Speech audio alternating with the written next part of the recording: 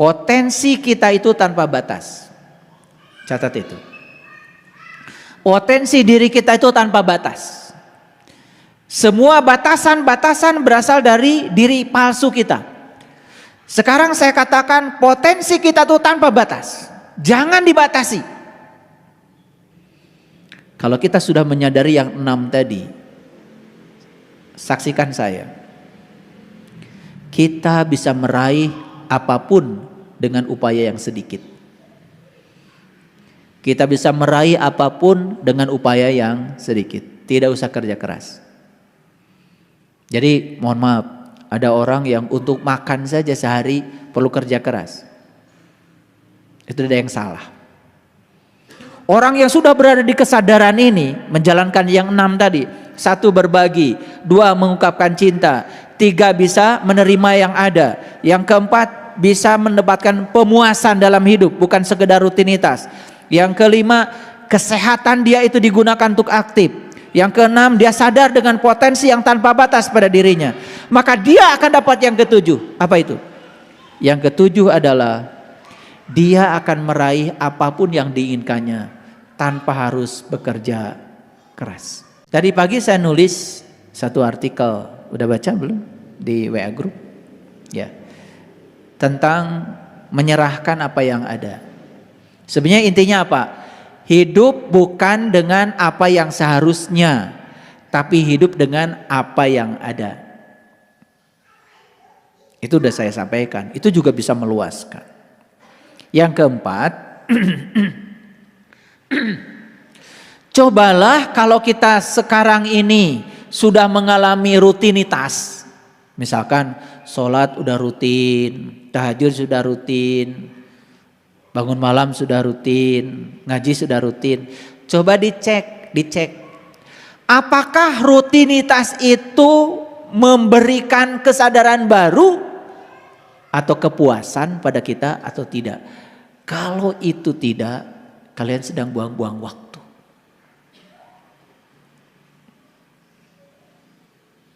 Ya.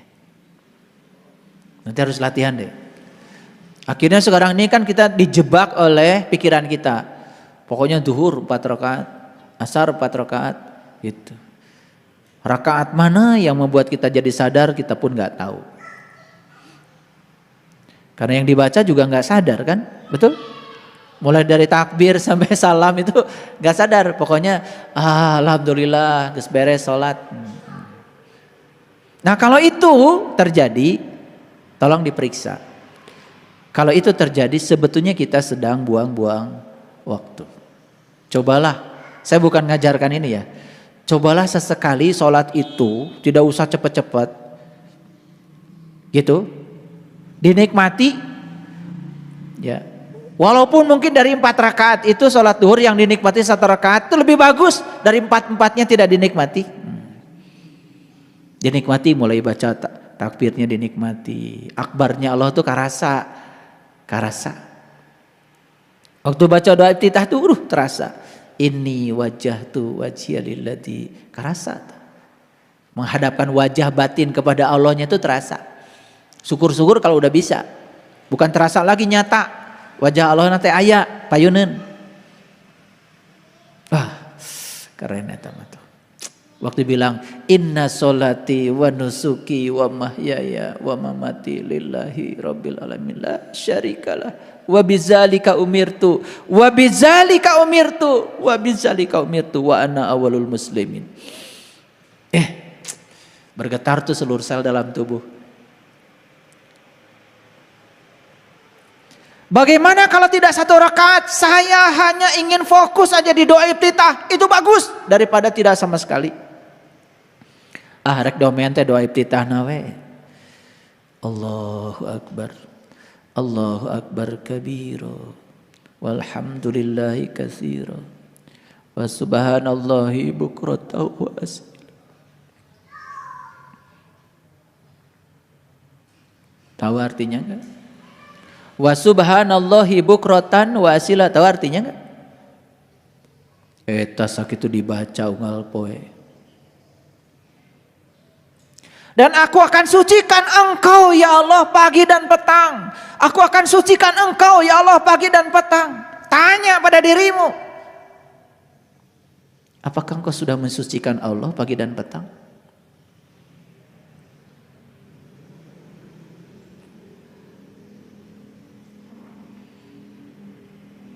Gimana cara menyucikan Allah? Sudah tahu caranya? Allah itu gak perlu disucikan, dia udah maha suci. Yang perlu disucikan itu adalah dirimu, jiwa-jiwa yang ada dalam dirimu. Gimana cara menyucikannya? Tenggelamkan jiwamu itu yang namanya nur insan itu pada Nurullah dan Nur Muhammad. Makanya harus tahu cara meniti ke dalam diri, minimal pagi dan petang. Jadi tidak mungkin piring bisa disucikan kalau tidak ditenggelamkan dalam air. Moal bersih, lamun tadi kucuburkan kanu cai mah. Jiwa kita tidak akan bersih kalau tidak ditenggelamkan dalam lautan cahaya. Sudah bisa belum? Ya, yang sudah bisa teruskan. Yang belum bisa buru-buru diajar. Makanya waktu bilang wa subhanallahi bukratan wa asila, bisa nangis. Apa yang sudah kita lakukan pagi, apa yang kita sudah lakukan petang, ketika dia menampakkan diri bertajali di puncak kesadaran kita, masih teringat.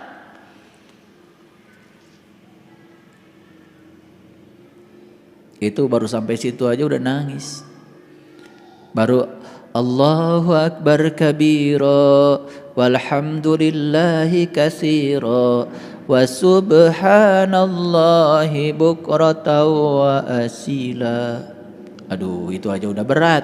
Apalagi kalimat berikutnya, inni wajjahtu wajhiya lilladzi fataras samawati wal hanifa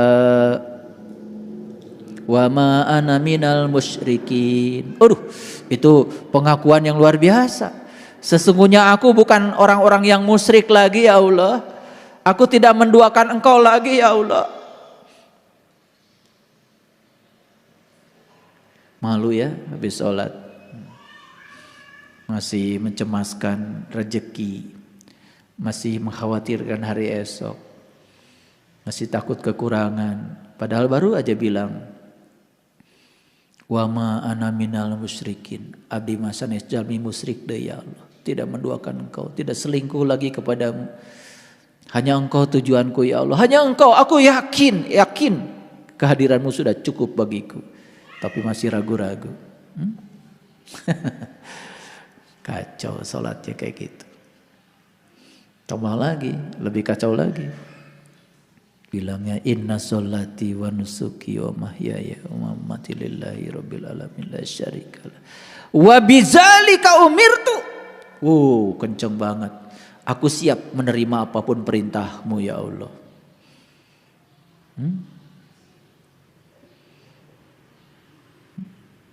Itulah hidup apa adanya itu sebetulnya menerima perintahnya dengan tulus. Hidup dengan apa yang seharusnya itu sebenarnya kita sedang melawan perintahnya. Kudu nage lain kitu. Itu melawan. Ya. Nah, para sahabat, mumpung masih sehat, coba aktif. Aktif.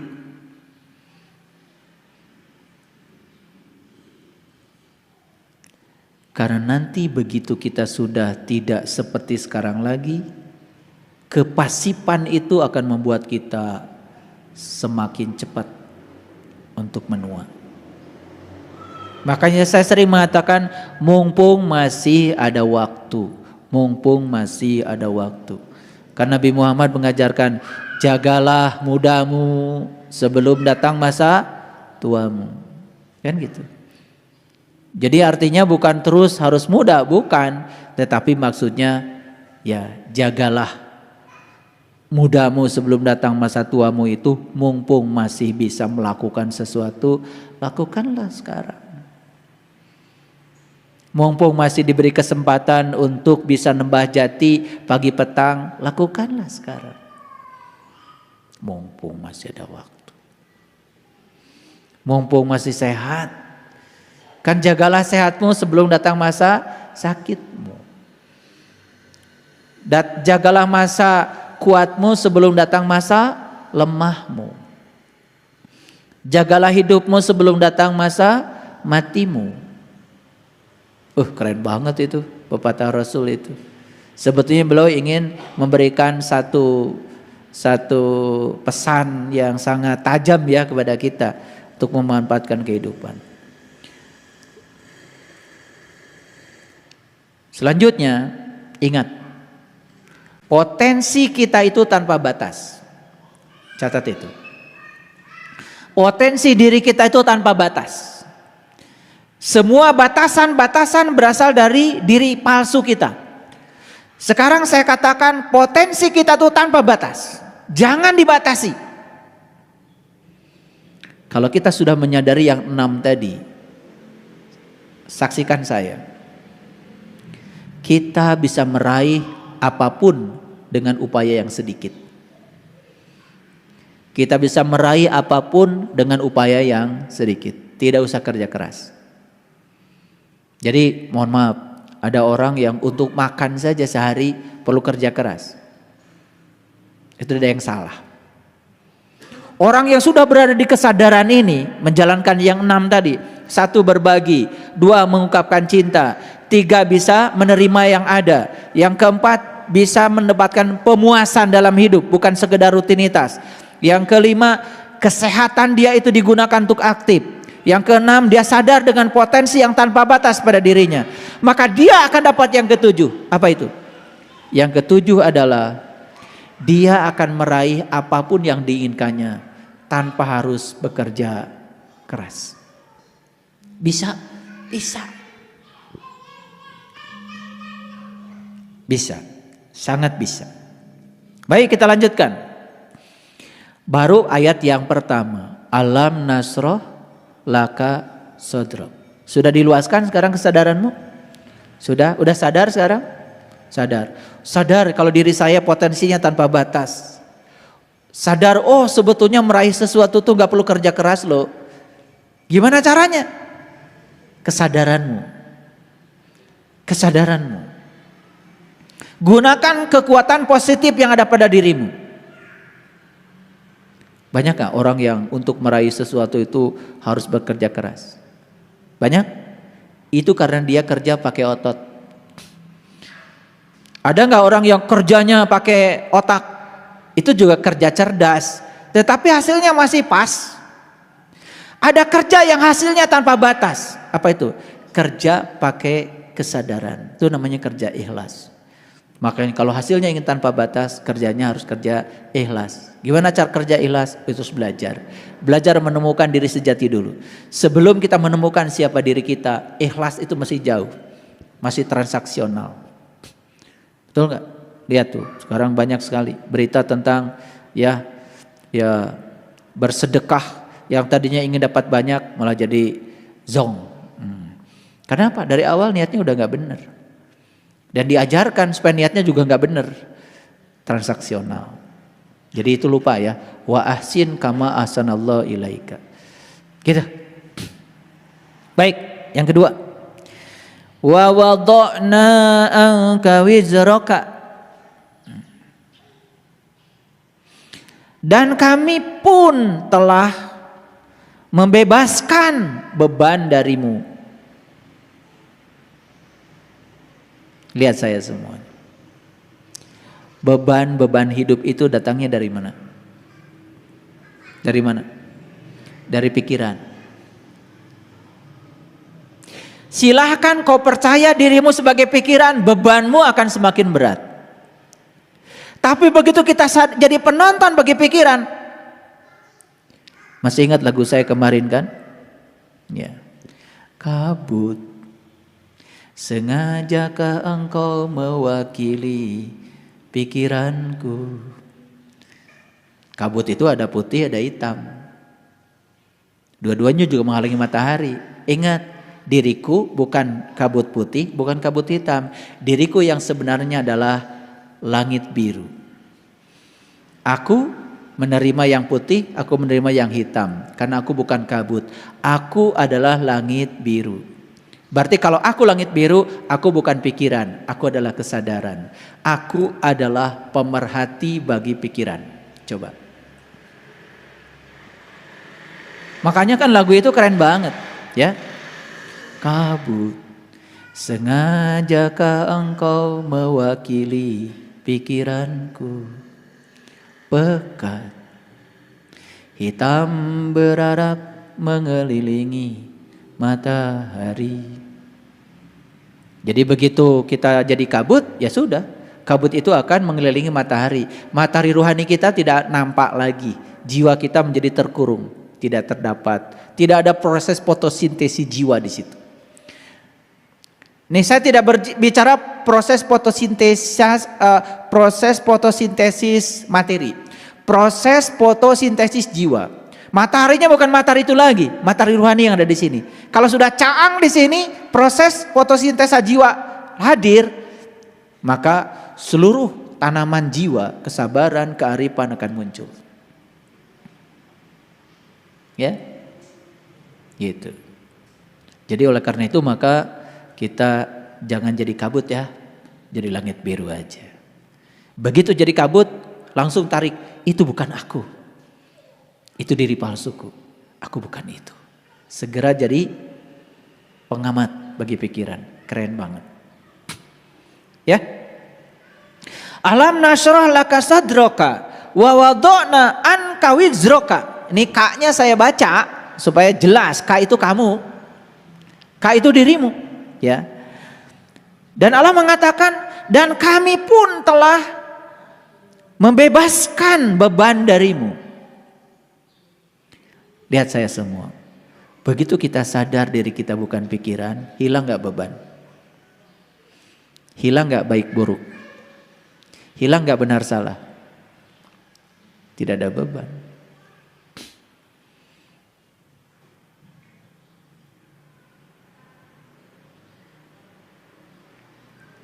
Jadi sekarang saya ulangi lagi, beban berasal dari apa? Dari diri yang mengidentifikasi diri sebagai pikiran. Lihat ya, semua orang, mau pejabat, mau rakyat, mau kaya, mau miskin, belum tentu bahagia loh. Belum tentu.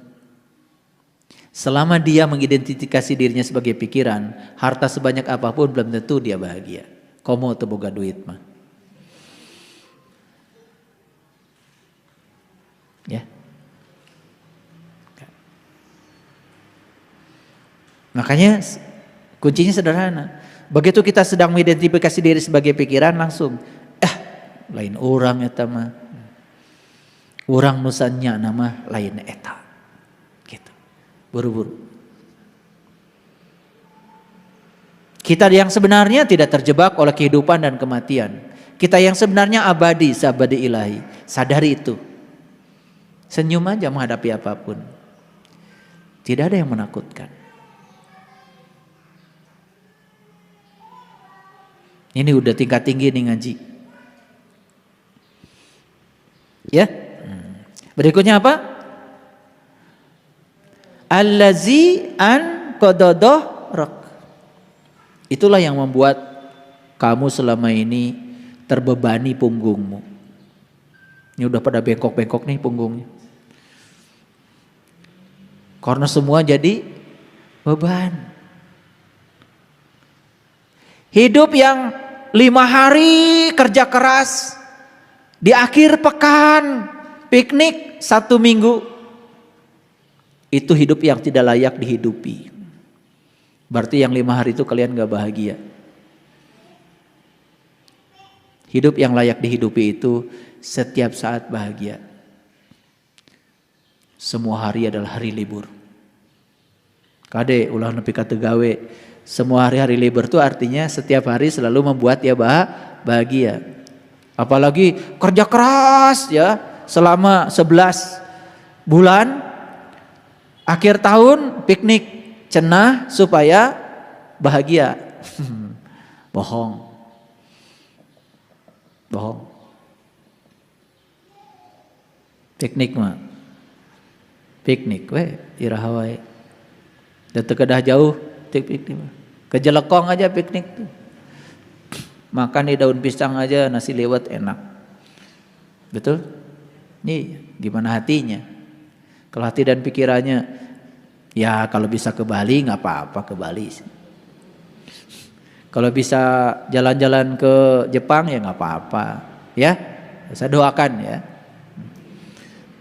Tong dijelekong wae. Ya. Kemudian Allah mengatakan wa rafa'na laka dzikraka. Apa artinya? Dan sesungguhnya aku sudah meninggikan ingatanmu. Nah, ingatan yang ditinggikan oleh Allah itu adalah ingatan yang melampaui ingatan, pikiran yang melampaui pikiran, kecerdasan yang melampaui kecerdasan. Itulah kesadaran. Kalau baca di sini ya, terjemahan yang ada, wa rafa'na laka dzikraka, apa artinya katanya? Dan kami tinggikan sebutan namamu bagimu. Zikir jadi sebutan. Lihat saya semuanya. Ya, wa rafa'na laka dzikrak, artinya apa? Aku telah meninggikan ingatanmu. Ingatan yang paling tinggi adalah ingatan kepada Allah. Siapa yang bisa ingat kepada Allah? Yang sudah tahu dan kenal kepada Allah. Nucannya homa moal bisa emut. Dan tidak mungkin kita mengingat sesuatu yang kita tidak tahu. Syarat sahnya ingat itu harus tahu dong yang diingat. Jadi yang baru nyebut-nyebut subhanallah, Allahu akbar, la ilaha, can ingat itu baru nyebut. Kalian baca setiap salat subhanallah subhanallah 33 itu yang pakai gini kan? Itu menyebut, bukan ingat. Kalau nyebut mah ada suaranya di dia tah. Kalau ingat mah nggak ada suaranya, di batin. Coba sekarang ingat sama orang tua kita. Ada suaranya? Tuh, ingat mah nggak ada suaranya. Aneh, bilangnya ingat, tetapi ada suaranya. La ilaha illallah, la ilaha. Eta naon? Nyebut. Nah, jadi ingat. Itu bukan zikir, itu mah wiridan. Apakah orang yang wirid itu ingat sama Allah? Belum tentu. Dan nu ingat mah ribut. Wa rafa'na laka dzikrok. Aku rafa, aku angkat ingatanmu, aku tinggikan ingatanmu. Jadi orang yang sudah ditinggikan ingatannya oleh Allah, sudah bukan pikiran lagi, bukan tubuh lagi. Dia sudah menjadi kesadaran tertinggi. Disebutnya juga kesadaran murni. Nama tak bernama, rasa tanpa rasa, wajah tak berwajah, kata tanpa suara. Saya mau nanya, pintar gak kalian bisa jawab apa tidak? Allah itu diam atau berbicara? Ari Allah teh diam atau berbicara? Ya. Allah tuh menyebut dirinya juga al-mutakaliman, yang maha berbicara. Allah itu mutakaliman, yang maha berbicara. Allah itu tidak diam. Allah itu berbicara setiap saat. Cuman kata-katanya tidak bersuara, tetapi terdengar. Dan siapa yang bisa mendengar Allah? Yang sudah hening pikirannya. Awas ya, yang sudah hening pikirannya. Makanya belajar mengheningkan pikiran disebutnya mengheningkan cipta. Iya, mengheningkan cipta salah. Mari kita mengheningkan cipta buat para arwah pahlawan yang telah gugur mendahului kita. Al-Fatihah. Lain mengheningkan cipta eta mengadoa. Atau jadi ribut ya pikiran maca Al-Fatihah. Kumaha pasalia. Mengheningkan cipta mah hening we teu macana naon. Iya mas, saya suka perhatikan ya kalau upacara teman-teman di kampus. Bismillahirrahmanirrahim. Mendingam cipta jadi ribut gitu. Hening cipta itu berarti ciptanya hening. Teu mikirna naon, teu macana naon. Atau reka doa mengadoa we tawasul ngaranna baca Al-Fatihah buat para arwah pahlawan yang telah gugur mendahului kita sebagai penghormatan kita. Mari kita akan bacakan Al-Fatihah. Al-Fatihah gitu. Eta mengadoakeun make Al-Fatihah. Sanes mengheningkan cipta. Tapi dah sok narurut geuning nya. Mari kita mengheningkan cipta buat para arwah pahlawan yang telah gugur mendahului kita. Al-Fatihah. Narurut. Saya mah tara nurutan. Da mengheningkan cipta. Hening we cipta teu macana naon. Kuduna ge kitu. Tapi da biasana ge kitu nya. Raresep aya nurutkeun teu puguh teh. Kita mengheningkan cipta, dar ciptana teh mikir. Ari maca Al-Fatihah emang teu mikir?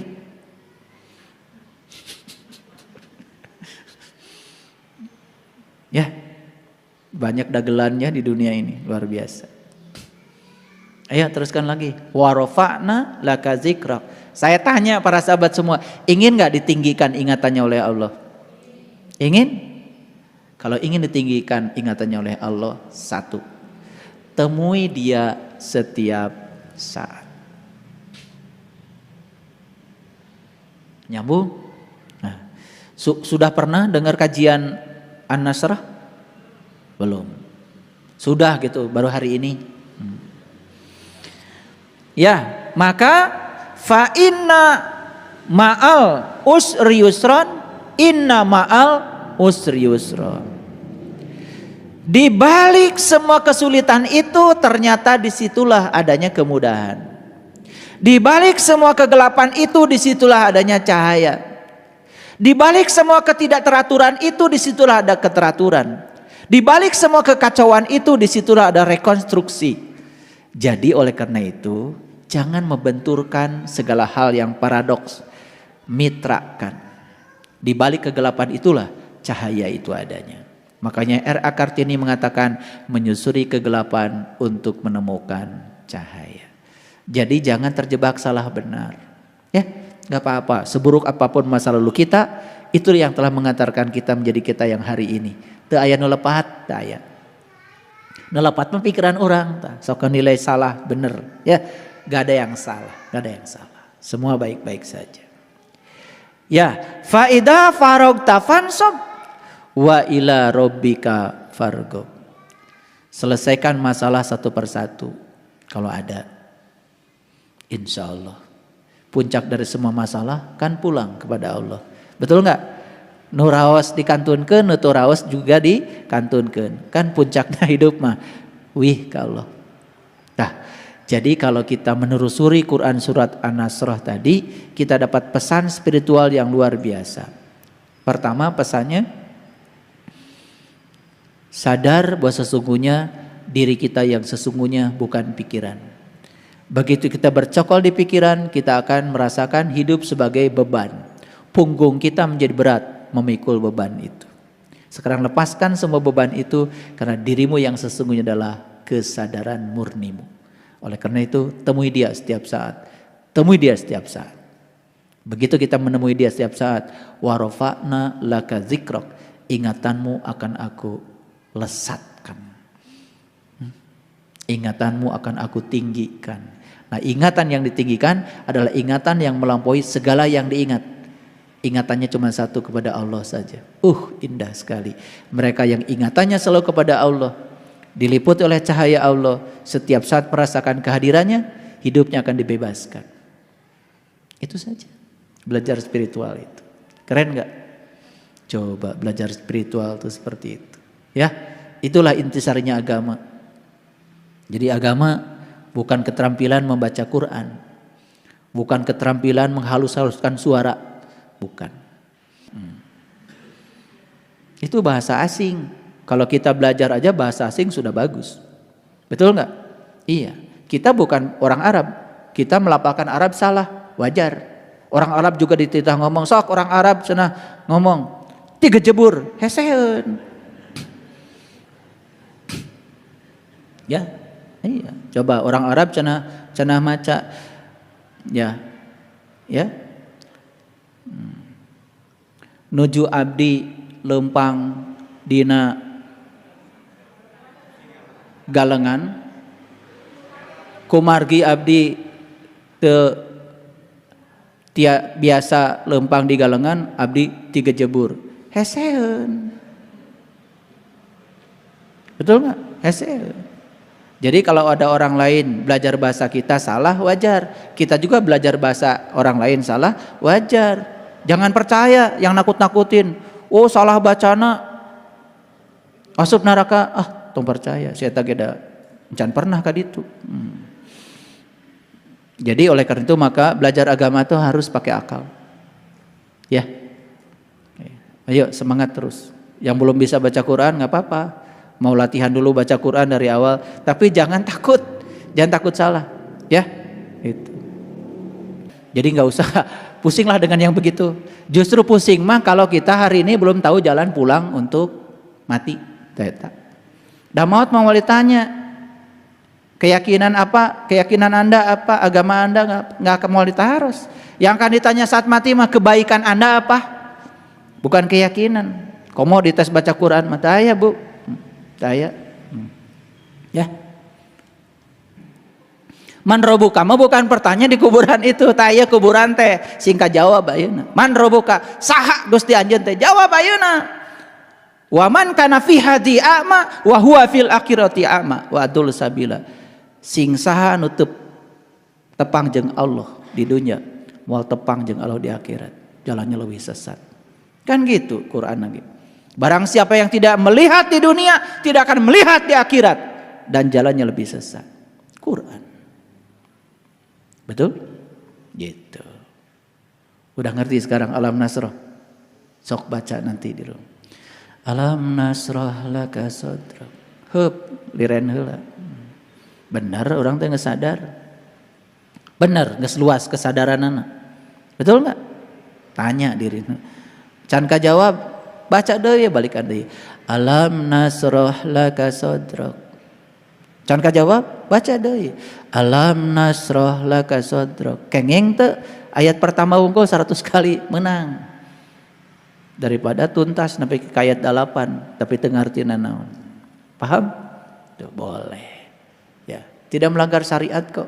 Karena fikihnya mengatakan yang penting setiap selesai baca Al-Fatihah disunatkan membaca ayat. Ya toh, ayat yang mana saja boleh dipilih. Coba sholat di Arab. Kadang-kadang surat Al-Baqarah diambil ayat ini dicuplik aja tengahnya, nggak masalah. Betul nggak? Gitu. Kadang-kadang di sana sholat Isya, sholat Maghrib cuma ayat kursi aja. Allahu la ilaha illa huwal hayyul qayyum la ta'khudhuhu sinnatu wa la naum lahu ma fis samawati wa ma fil ardh man dzalladzi yashfa'u indahu illa bi'idznih. Allahu akbar. Cuma gitu aja. Enggak apa-apa. Mau satu surat, mau satu ayat boleh. Bulan Ramadan surat Al-Baqarah dibaca satu surat, satu rakaat. Ya kan? Jadi boleh, itu terserah. Ya, tidak menyalahi fikih. Itu. Makanya kita harus tahu hukumnya ya, secara global, secara komprehensif. Jadi daripada kita ngerti detil-detilnya nggak tahu yang komprehensifnya. Itu saja yang saya sampaikan hari ini. Semoga setelah dibukakan kesadarannya, diluaskan kesadarannya menghadapi kehidupan kita menjadi sangat siap. Betul? Tidak perlu resolusi tahun baru. Jadi hadapilah setiap saat dengan penuh kegembiraan dan sukacita. Assalamualaikum warahmatullahi wabarakatuh.